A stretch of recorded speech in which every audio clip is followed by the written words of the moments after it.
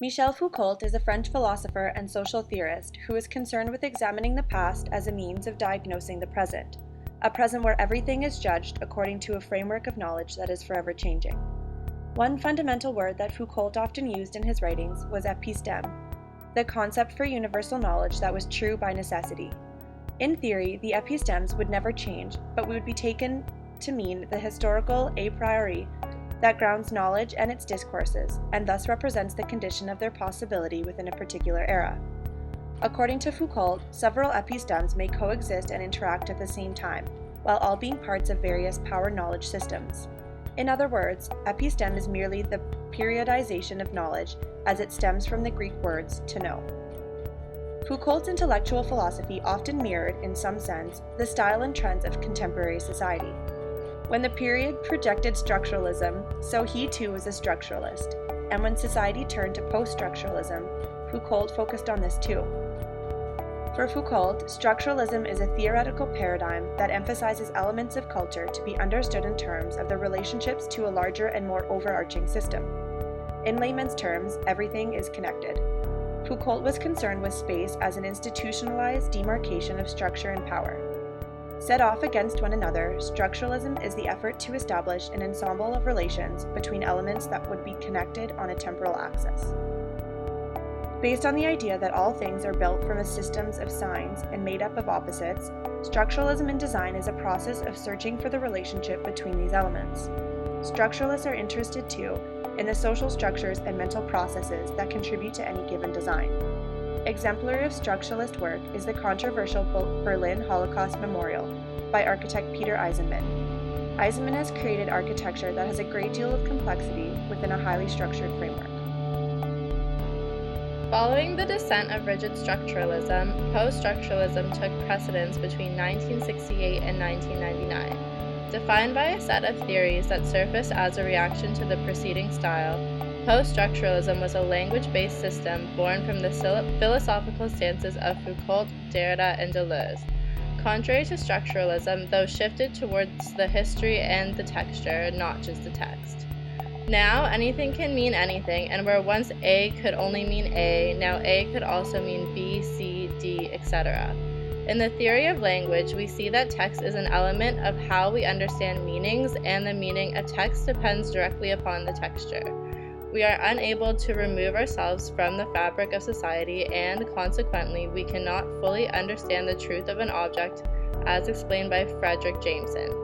This non-objective understanding of space points out a power struggle between the dominance of history and the present, and since there is no truth in the object, the space becomes powerful in defining what the object means.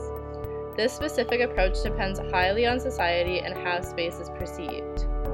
Looking to post-structuralism in architecture, we might turn our attention to Frank Gehry's Dancing House in Prague. Gehry's post-structuralist design vocabulary is displayed in the project itself, as it was designed as a series of disparate layers that interact with each other to form spaces and volumes.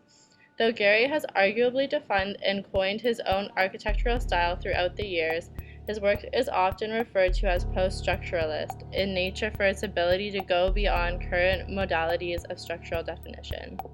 In his 1967 essay Of Other Spaces, Utopias and Heterotopias, Michel Foucault challenges the traditional notion of linear time, maintaining that concepts of time have been understood in various ways and under varying historical circumstances.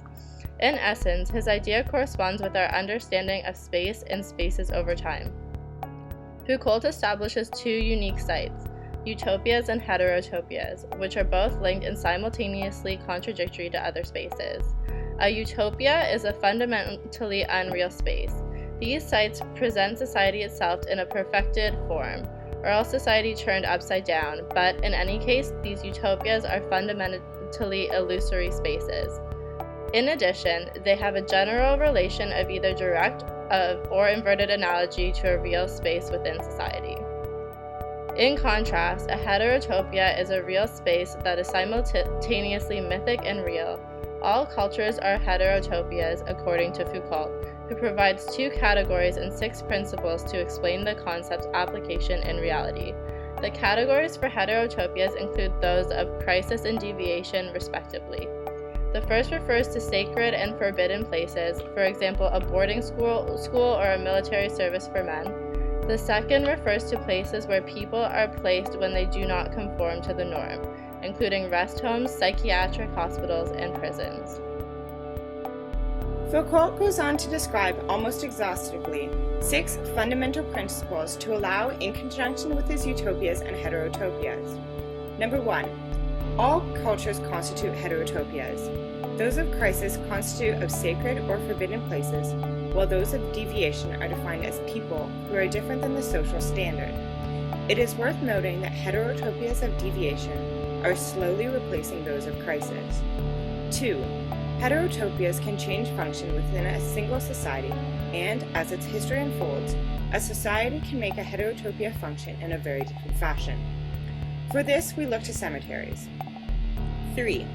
A heterotopia may take the form of contradiction or juxtaposing site that might seem incompatible. The Orient Garden is the smallest parcel of the world, but in turn is a totality of the world. 4. Heterotopias are linked with a break in traditional time, identifying spaces that represent either a quasi-eternity, like museums or libraries, or a temporal, like a circus or fair.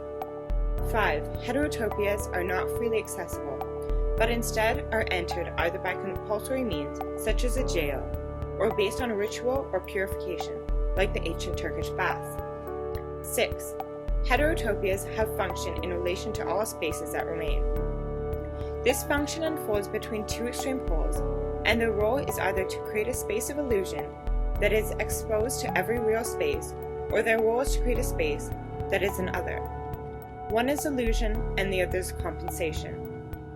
Foucault describes libraries as heterotopias of time, which accumulate ad infinitum.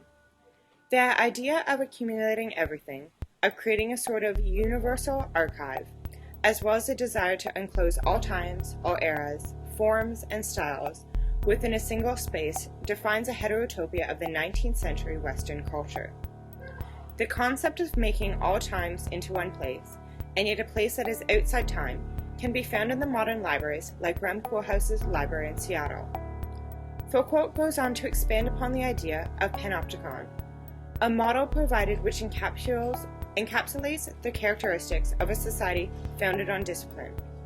Panopticism embodies a system in which surveillance plays a crucial role, in which knowledge is inseparably bound to power. The very architectural layout of the Panopticon affords various techniques of control and provides crucial insight into the capacity for architecture to influence human behavior. The efficient layout of architecture is merely supporting the exercise of power. The Panopticon encompasses 3 functions: to enclose, to deprive of light, and to hide. This applies to prisons, schools, workplaces, and hospitals. It was also a laboratory to carry out experiments, to alter behavior, to train, or to correct individuals. In addition, the Panopticon is a machine for disassociating the seen-be-seen dyad, as in the peripheral ring one is totally seen without ever seeing. This is an important mechanism because it automizes and de-individualizes power while being everywhere and always alert, running through society without interruption in space or in time. Foucault brings to light the utilization of Panopticism during the plague. Quarantine was used to control people and to impose order, hierarchy, as well as surveillance.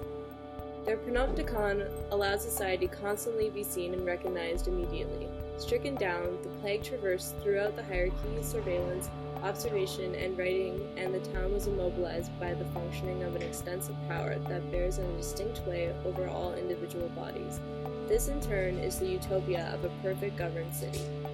Foucault states that his 6th principle of heterotopias, which discusses their function in relation to all remaining space, is arguably the manner in which certain colonies operate. Jesuit colonies, for example, are described by Foucault as wonderful, totally regulated colonies in which human perfection was actually reached. They were structured according to a strict pattern around a rectangular square, with all important landmarks and houses positioned carefully in order to form exactly the symbol of Christ.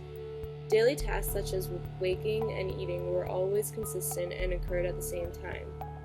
Foucault's essay on the Panopticon is clearly relatable to the modern-day reality TV trend. Popular TV show Big Brother captures the daily lives of a group of chosen individuals through hidden cameras placed throughout their residence. These contestants can be watched either on weekly TV episodes or any other time online via the after-hours camera. This concept was taken from George Orwell's 1984, a novel about a society which is subject to pervasive government surveillance. This trend is recognized and expanded upon in the recent novel and movie series The Hunger Games. The story presents a hyper-reality where children are chosen to fight to the death on live television. It is also evident in The Truman Show, a satirical comedy about a man, Truman Burbank, who lives his life unaware that he is the star of a reality TV show that follows every moment of his life, and the town he calls home is actually just a set. The idea of seeing while unseen is also evident in modern-day social networking websites such as Facebook and Google+. It could also be applied to the internet in general, with large companies such as Google and Facebook having access to all users' personal information. While the building of the Panopticon itself is scarce within contemporary society, its theories are clearly evident within social media and technology today. Corporate offices are moving away from the use of cubicles and opting for more open, collaborative workspaces with lower privacy screens and glass partitions. This new design method is effective as it improves the office dynamic. However, it also imposes panopticon ideals as it allows employees to be seen by their superiors at any given time. Bentham's panopticon is relatable to modern architecture through its emphasis on hierarchy, exclusivity, and structure. The ideals panopticism can be noted in famous fashion street artist Banksy's installations. With reference to the use of modern technology as a form of surveillance and constant observation, Banksy's CCTV tree depicts several hidden cameras in a bird's nest at an elevated height. Banksy creates work that challenges society's ability to act passively without questioning and criticizes, too, those behind the cameras participating actively. It is not the concept of the panopticon that controls behavior, but the power differential between those seeing and those being seen. Foucault is concerned with space as an institutionalized delineation of structures of power, and provides a crucial insight into the capacity for architecture to influence human behavior.